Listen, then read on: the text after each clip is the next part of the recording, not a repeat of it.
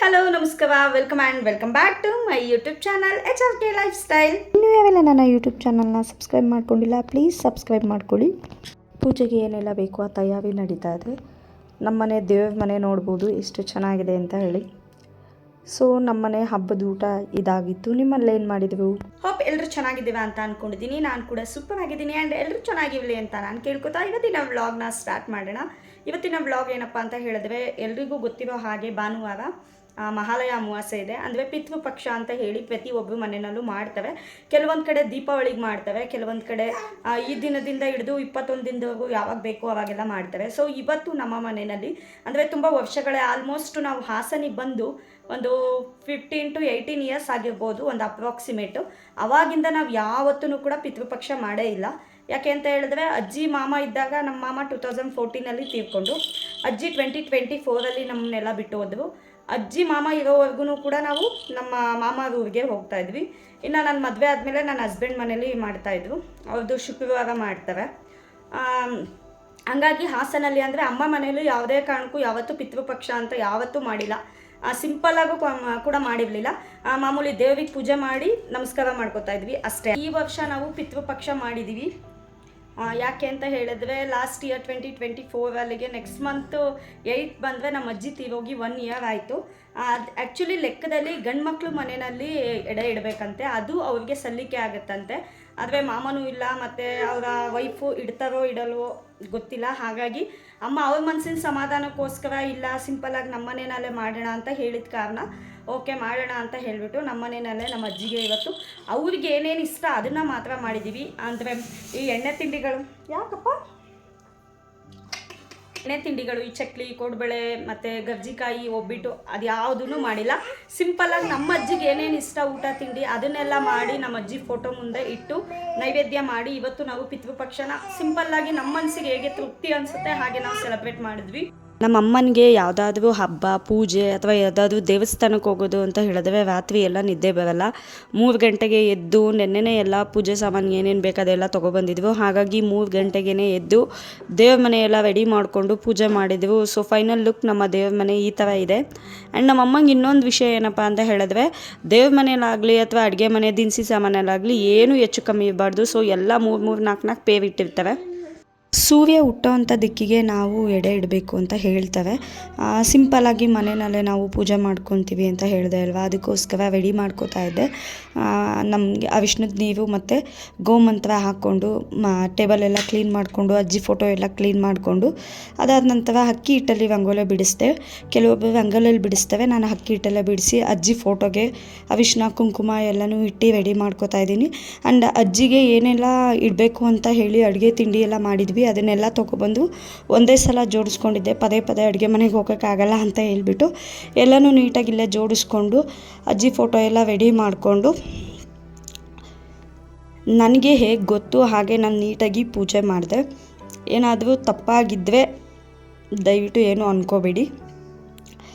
ಅಜ್ಜಿಗೆ ಏನೇನೆಲ್ಲ ಇಷ್ಟ, ವೆಸ್ಕು, ಬ್ರೆಡ್ಡು, ಕಾಫಿ ಮತ್ತು ಕೋಸಂಬರಿ ಇಷ್ಟ, ಪಾಯಸ, ವಡೆ, ಪಲಾವು.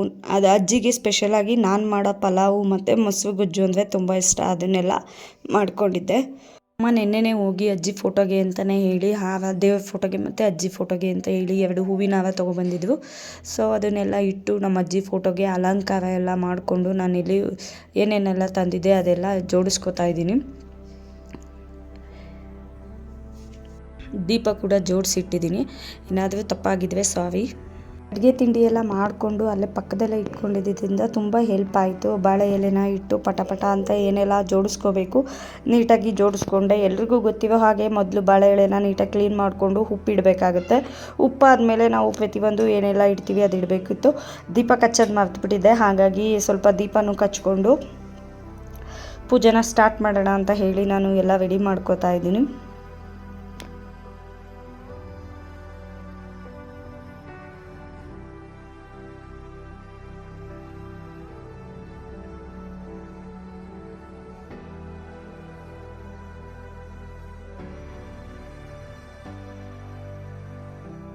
ಮನೆಯಲ್ಲಿ ಅಡುಗೆ ತಿಂಡಿ ಮಾಡಿದ್ದಲ್ದಲೆ ನಮ್ಮ ಅಜ್ಜಿಗೆ ಏನೆಲ್ಲ ಹಣ್ಣು ಇಷ್ಟ ಅದನ್ನು ತೊಗೊಬಂದಿದ್ವಿ. ನಮ್ಮ ಅಜ್ಜಿ ಯಾವಾಗಲೂ ಅಷ್ಟೇ ಅವ್ರ ಮನೇಲಾಗಲಿ ಇಲ್ಲ ಆಗಲಿ ಒಂದು ಕವರಲ್ಲಿ ಪಚ್ಚ ಬಾಳೆಹಣ್ಣು, ಸೇಬು, ಅದಾದಮೇಲೆ ಸೌತೆಕಾಯಿ ಇರ್ತಾಯಿತ್ತು. ಸೀಬೆಹಣ್ಣು ಅಂದರೆ ತುಂಬ ಇಷ್ಟ, ಬಟ್ ಸಿಗಲಿಲ್ಲ. ಹಾಗಾಗಿ ಸೇಬು, ಸೌತೆಕಾಯಿ, ಬಾಳೆಹಣ್ಣು ಇಟ್ಕಿದ್ವಿ.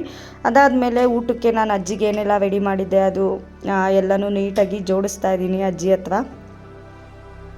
ದೊಡ್ಡವ್ರು ಹೇಳ್ತವೆ ಅಲ್ವಾ, ಬಂದು ಊಟನ ಅಂದರೆ ತಿನ್ಕೊಂಡು ಹೋಗ್ತವೆ. ನಮ್ಮ ದೊಡ್ಡವರು ಹಿರಿಯರು ಅವ್ರಿಗೋಸ್ಕರ ನಾವು ಮಾಡಬೇಕು ಅಂತ ಹೇಳಿ. ಸೊ ನಮ್ಮ ಮನಸ್ಸಿನ ಸಮಾಧಾನಕ್ಕೆ ನಮಗೆ ಹೇಗೆ ಅನಿಸುತ್ತೆ, ಯಾವುದು ಸರಿ ಅನಿಸುತ್ತೆ ಅದನ್ನು ಮಾಡಿದ್ದೀವಿ. ಯಾವುದು ಶಾಸ್ತ್ರಬದ್ಧವಾಗಿದೆಯೋ ಇಲ್ವೋ ನಿಜವಾಗ್ಲೂ ಗೊತ್ತಿಲ್ಲ. ಏನಾದರೂ ತಪ್ಪಾಗಿದ್ರೆ ಏನೋ ಅಂದ್ಕೊಬೇಡಿ. ಪ್ರತಿಯೊಂದನ್ನು ನಮ್ಮ ಅಜ್ಜಿಗೆ ಏನೆಲ್ಲ ಮಾಡಿದೆ ಅದೆಲ್ಲ ತಟ್ಟೆಗೆ ಹಾಕ್ತೆ. ಅದ್ರ ಜೊತೆಗೆ ನಮ್ಮ ಅಜ್ಜಿಗೆ ಹೇಳಿದೆ ಅಲ್ವಾ, ಕಡಲೆಪುರಿ, ಬ್ರೆಡ್ಡು, ರೆಸ್ಕು, ಕಾಫಿ ಅಂದರೆ ತುಂಬ ಇಷ್ಟ. ಸೊ ಅದನ್ನು ಕೂಡ ಮಾಡಿದ್ವಿ. ಹಾಗಾಗಿ ಅದನ್ನು ಕೂಡ ನೀಟಾಗಿ ಒಂದು ಕಡೆ ಆರ್ಗನೈಸ್ ಮಾಡಿ ಅಜ್ಜಿ ಮುಂದೆ ಇಟ್ಟು ಪೂಜೆ ಮಾಡೋಣ ಅಂತ ಅಂದ್ಕೊಂಡಿದ್ವಿ. ಸೊ ಫೈನಲಿ ನನಗಂತೂ ತುಂಬ ಖುಷಿ ಆಯಿತು. ಇದರಲ್ಲಿ ನಮ್ಮ ಅಜ್ಜಿಗೆ ಇಷ್ಟ ಆಗಿರೋದು ಕೆಲವೊಂದು ಏನಾದರೂ ಮಿಸ್ ಮಾಡಿದ್ದೀನಿ ಅಂತ ಅನಿಸುತ್ತೆ, ಗೊತ್ತಿಲ್ಲ. ನನಗೇನೆಲ್ಲ ಇಷ್ಟ ಗೊತ್ತು, ನಮ್ಮಮ್ಮಂಗೆ ಏನೆಲ್ಲ ಗೊತ್ತು ಅದನ್ನೆಲ್ಲ ನಾವು ತೊಗೊಬಂದು ನೀಟಾಗಿ ಇಟ್ಟು ಜೋಡಿಸಿದ್ವಿ. ಅಜ್ಜಿನ ತುಂಬ ಮಿಸ್ ಮಾಡ್ಕೋತಾ ಇದ್ದೀವಿ. ಯಾವುದೇ ವ್ಯಕ್ತಿ ಆಗಿರ್ಬೋದು, ನಾನು ಹೇಳೋದಿಷ್ಟೇ, ಇದ್ದಾಗ ಯಾವ ಬೆಲೆನೂ ಕೂಡ ನಮಗೆ ಗೊತ್ತಾಗಲ್ಲ. ಅವ್ರನ್ನ ಕಳ್ಕೊಂಡ್ಮೇಲೆ ಅಯ್ಯೋ ಇರಬೇಕಿತ್ತು ಅನಿಸುತ್ತೆ. ನಾನು ತುಂಬ ಸಲ ಹೇಳಿದ್ದೀನಿ, ನಮ್ಮ ಅಜ್ಜಿ ಇದ್ದಾಗ ಒಂದೇ ವಿಷಯ, ಫಾರ್ ಎಕ್ಸಾಂಪಲ್ ಯಾವುದೋ ಒಂದು ಬ್ಯಾಂಕಿನ ಪಾಸ್ಬುಕ್ ತೊಗೊಬಂದ್ರು ಅಂದರೆ ಅದನ್ನೇ ಒಂದು 3-4 ಸತಿ ತೊಗೊಬಂದು ಇದ್ಯಾವುದು ದುಡ್ಡು ಅಂತ ಪದೇ ಕೇಳೋರು. ಅಕ್ಕ ಎಷ್ಟು ಸತಿ ಹೇಳೋಣಕ್ಕ, ಪದೇ ಕೇಳಿದ್ನೇ ಕೇಳಿ ನನಗೆ ಹುಚ್ಚಿಡಿಸ್ಬಿಡ, ಹೋಗಕ್ಕ ಸುಮ್ಮನೆ, ಈ ಥರ ರೈಸಾಗಿ ಮಾತಾಡ್ತಾ ಇದೆ. ಸೊ ಈಗ ಅನಿಸುತ್ತೆ, ನಮ್ಮ ಅಕ್ಕ ಇದ್ದಿದ್ರೆ ನಿಜವಾಗ್ಲೂ ಚೆನ್ನಾಗಿ ನೋಡ್ಕೋತಾ ಇದ್ದೆ ಅಂತ ಹೇಳಿ. ಸೊ ನಾನು ಕೇಳೋದಿಷ್ಟೇ ಎಲ್ರಿಗೂ, ಇದ್ದಾಗ ಅವ್ರನ್ನ ಉಳಿಸ್ಕೊಳ್ಳಿ, ಕಳ್ಕೊಬೇಡಿ. ಕಳ್ಕೊಂಡ್ಮೇಲೆ ಅಯ್ಯೋ ಇಲ್ವಲ್ಲ ಅಂತ ಕೊರಗಬೇಡಿ, ಇಷ್ಟೇ ಹೇಳೋದು.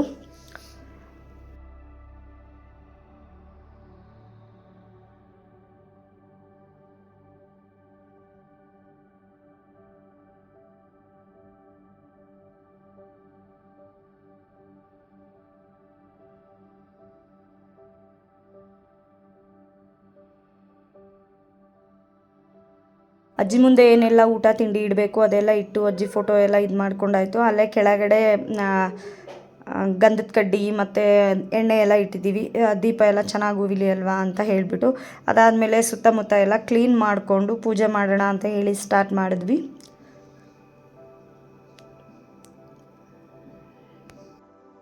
ನಮ್ಮ ಅಜ್ಜಿನ ನಾನಂತೂ ಸಿಕ್ಕಾಬಟ್ಟೆ ಗೋಳುಯ್ಕೋತಿದ್ದೆ. ಅಂದರೆ ಸುಮ್ಮನೆ ತಮಾಷೆಗೆ ಅಕ್ಕ ಅಜ್ಜಿ ಅಂತ ಒಂದು ಮೂವಿ ಬರ್ತಾಯಿತ್ತು, ಆ ಮೂವಿ ಹೆಸರು ನನಗೆ ನೆನಪಿಲ್ಲ. ಅದರಲ್ಲಿ ಈಶಾ ಅಂತ ಒಂದು ಸಾಂಗ್ ಬರೋದು, ಅದನ್ನ ಹೇಳಿ ನಮ್ಮ ಅಜ್ಜಿಗೆ ಸಿಕ್ಕಾಬಟ್ಟೆ ಗೋಳುಯ್ಕೋತಿದ್ದೆ. ಅವರಂತೂ ತುಂಬ ಇಷ್ಟಪಡೋರು ನನ್ನನ್ನು, ನಮ್ಮ ಅಮ್ಮನಿಗಿಂತ ನನ್ನನ್ನು ಜಾಸ್ತಿ ಇಷ್ಟಪಡ್ತಿದ್ರು. ಸೊ ತುಂಬ ಮಿಸ್ ಮಾಡ್ಕೋತಾ ಇದ್ದೀನಿ. ಮಿಸ್ ಯು ಅಕ್ಕ. ಇವತ್ತು ನಮ್ಮ ಅಜ್ಜಿಗೋಸ್ಕರ ಸ್ಪೆಷಲಾಗಿ ಇಷ್ಟೆಲ್ಲ ಡಿಶಸ್ನ ಮಾಡಿದ್ದೆ. ಯಾವುದೇ ರೀತಿ ಎಣ್ಣೆ ತಿಂಡಿ ಮಾಡಿರಲಿಲ್ಲ. ಬಟ್ ನಮ್ಮ ಅಜ್ಜಿಗೆ ಏನೇನೆಲ್ಲ ಇಷ್ಟ, ಅವ್ರು ಏನೆಲ್ಲ ಇಷ್ಟಪಟ್ಟು ತಿಂತಾಯಿದ್ವಿ ಅದನ್ನು ಪ್ರತಿಯೊಂದೂ ಇಟ್ಟು ಅವ್ರ ಆತ್ಮಕ್ಕೆ ಶಾಂತಿ ಸಿಗಲಿ.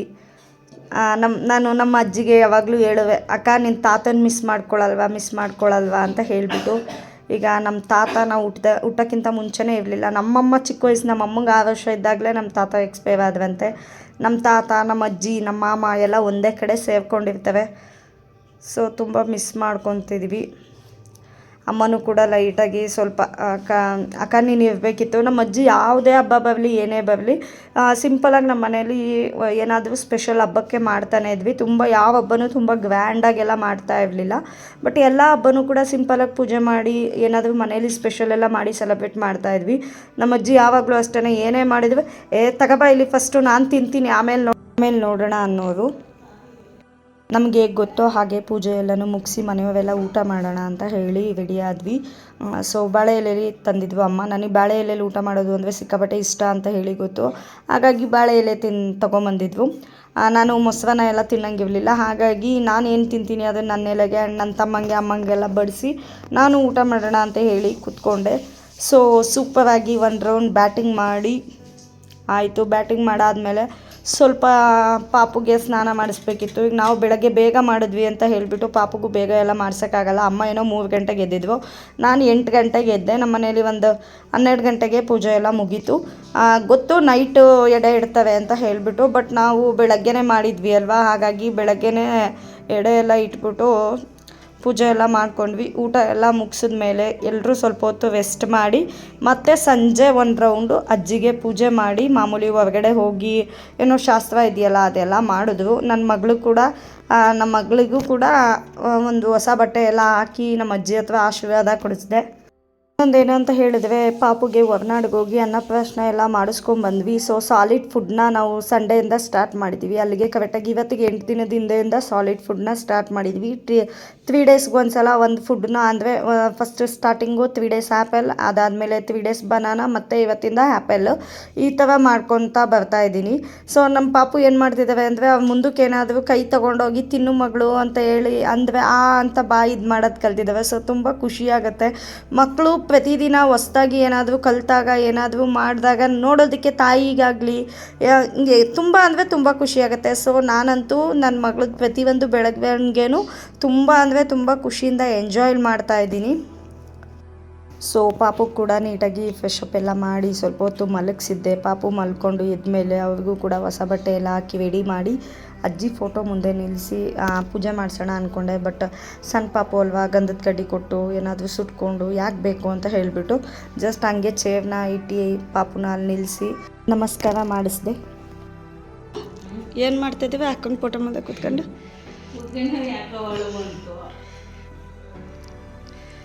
ಪ್ರತಿ ವರ್ಷ ಹಿಂಗೆ ಮಾಡ್ತೀವಮ್ಮ.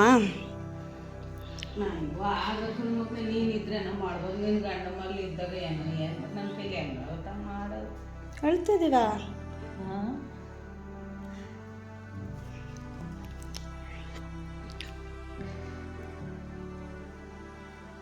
ಬಿಡಿ, ಹೋಗ್ಲಿ, ಬೇಜಾರು ಮಾಡ್ಕೊಂಡು.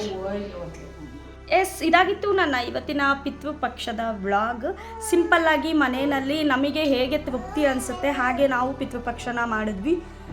ಹಿರಿಯವೆಲ್ಲ ಬಂದು ಅಂದರೆ ಏನೇ ಹೇಳ್ತವೆ, ಕೂಳಿಗೆ ಬರ್ತವೆ, ಅನ್ನಕ್ಕೆ ಬರ್ತವೆ ಅಂತ ಹೇಳ್ತವೆ ಅಲ್ವಾ, ಆ ಥರ ನಮ್ಮ ಅಜ್ಜಿಗೆ ನಮಗೆ ಹೇಗೆ ಓಕೆ ಅನಿಸುತ್ತೆ, ನಮಗೆ ಹೆಂಗೆ ಬರುತ್ತೆ ಹಂಗೆ ನಾವು ಮಾಡಿದ್ವಿ. So thank you so much for watching with lots of love. ಮತ್ತು ನೆಕ್ಸ್ಟ್ ವೀಡಿಯೋದಲ್ಲಿ ಸಿಗೋಣ. ಅಲ್ಲಿವರೆಗೂ take care, bye, love you all, and don't forget to subscribe the channel and click a bell button for more videos.